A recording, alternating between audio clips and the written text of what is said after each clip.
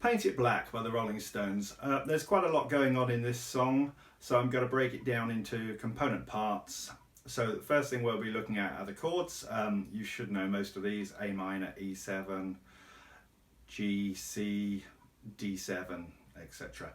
And the form of each verse is there are 2 bars of A minor and then 2 bars of E7 in the first and second lines, and then the A minor and G are sharing a bar of the third line. The C and the G after that are also sharing a bar, and then there's 2 bars of A minor, and then on the last line again A minor and G sharing a bar, C and G sharing a bar, and then 1 bar of D7, 1 bar of E7, and that's the same right the way through all the sung verses of the song.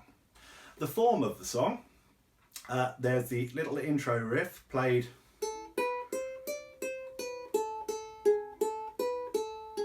and then there's a 2-bar pickup with the drums on their own, and then there's 2 more bars of A minor with the drums, and then the song starts lyrically from there. So what you've got on your sheet from there: I see a red door, I want it painted black.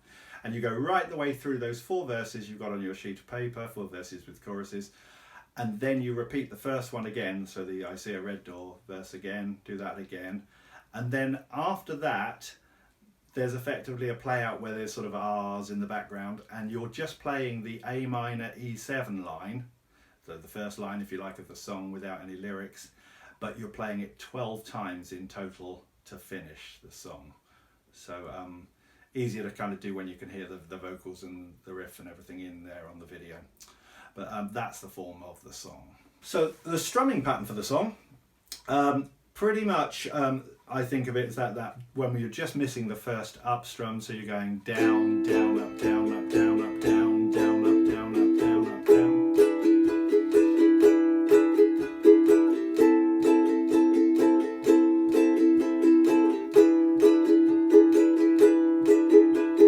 So that's what you're playing over lines 1 and 2 of each verse.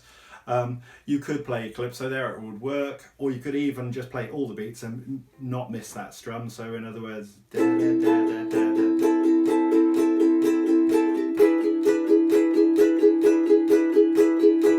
Which I also think works quite well for the song. Only in lines 3 and 4 you've got these first 2 bars of each of those lines split, so you've got to be thinking about 2 beats on each chord, or 2 down strums on each chord. So I see the girls walk by dressed back to normal. I have to turn my head until my darkness goes. So you're just splitting the bar and you're playing 2 beats, 1, 2 on the A minor, 3, 4 on the G, 1, 2 on the C, 3, 4 on the G again. And again, I think you'll probably start to put up strums in that as you sort of play it and become more familiar with it, which makes it just swing a little bit nicer when you add those. Okay, so the melody line, the solo, which is played right the way through the song, again over the lyric lines, it's effectively mimicking those. You should have a piece of paper with 4 lines of tablature on it. I will put that on the screen here, above here. And really, you've only got to learn 2 lines of tablature. The first and second lines are the same, repeated, and even the third and the fourth are the same. Even though the chords change on the 4th line to the 3rd line, the melody is still exactly the same. So once you've learned 2 lines, lines 1 and 3 if you like, you've got the whole thing. So I'll just play them slowly, straight, with no frills. So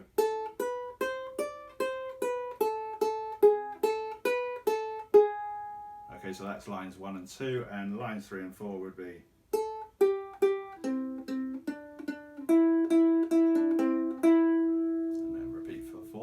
So I also showed a couple of embellishments for the first line of the tablature. The first one is this, so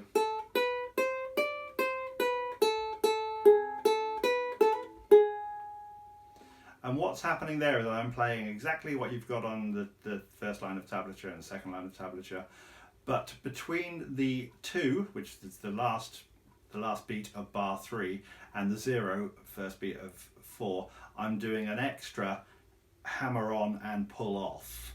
Okay, so what I mean by that is I strike an open string and hammer on, So hammer on is striking the string open but hammering your finger onto the 2nd fret. That's the hammer on part. And then the pull off is really just pulling my finger off again. So it's almost plucking with that finger. So that's what you're trying to get. And then there you're going to land on the 4 after that. So once again, I'll play it very slowly if I can.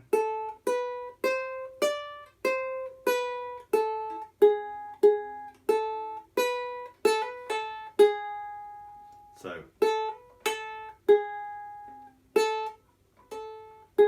hopefully you can see what I'm doing. So I'm hitting the 0, putting my finger onto the 2, then pulling it off and then landing on that 4. So once again.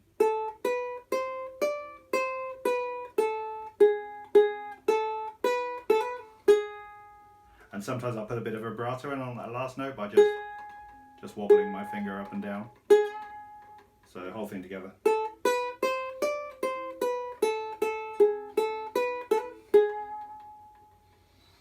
In the video, I just use that. I think, yeah, in the first line of the song, and actually I use it with the pedal tone, the bit I'm going to show you next.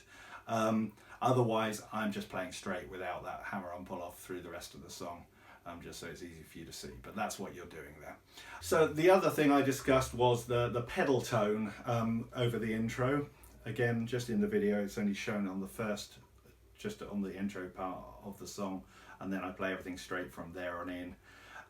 What you're doing there is you're putting an open E note effectively before the first beat of the first bar, and then in between each beat of the first 2 bars. So literally this note is struck in between each note of those first 2 bars of your tablature there. So I'll do it slowly.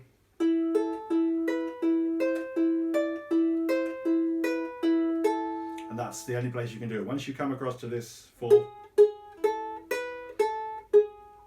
you can't continue it there because you're changing strings. It's only where we're all on one string, so it only works in the first 2 bars. So that tone is played before the first 0 you can see on your tab, and then in between each of those, the 2 and the 3, it's the 5, 3, 2, back to 0 again. So one more time, very slowly.